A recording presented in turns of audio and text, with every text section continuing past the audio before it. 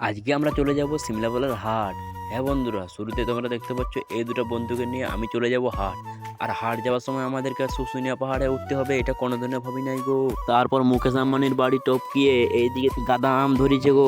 আম ধরা দেখে আমার ছোটবেলার কথা মনে পড়ে যাচ্ছে গো। তারপর এইদিকে দেখছি এই বড় জমিটা নাকি ফুটবল গ্রাউন্ড করবে গো।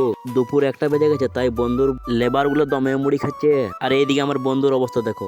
तू मेरे से प्यार करती है या नहीं करती? ये बता दे तू बस। नहीं, मैं तेरे से लाज पर पूछ रहा हूँ, तेरा मेरे से प्यार है या नहीं? All my friends are toxic. হ্যাঁ বন্ধুরা, অনেক কথা বলার পর সিমলাপালের হাটে পৌঁছে গেলাম। আর তোমাদেরকে বলে দিই, সিমলাপালের হাট প্রত্যেক রবিবারে একবার বসে।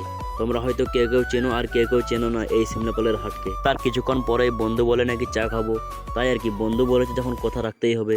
বন্ধুর কথা মতো আমি চলে গেলাম যাদব ক্যাব। এই দোকানে খুব সুস্বাদু চা, তাই আর কি 4 বন্ধু মিলে 4 কেজি করে চা নিয়ে নিলাম একে একে। চা খাওয়া কমপ্লিট করে আবার হাট চলে আসি। তারপর বন্ধুরা বলছে নাকি হুড়ি খাবো, তাই আর কি বন্ধু বলেছে যখন কথা রাখতেই হবে। বন্ধুর কথা মতো হুড়ি 4টে অর্ডার দিয়ে দিলাম। আর এত রোদের মধ্যে হুড়ি না খেলে কি বাঁচা যায় বন্ধুরা, তোমরাই বলো। তারপর 4 বন্ধু মিলে 4 গ্লাস হুড়ি নিয়ে সবাই খেতে শুরু করি। তারপর হুড়ি খাওয়া শেষ হয়ে গেলে বাড়ি যাওয়ার সময় এই 3টে প্রাণীর সাথে দেখা হলো। আর এইদিকে আজকের মিনি ব্লগটা এখানেই শেষ হলো।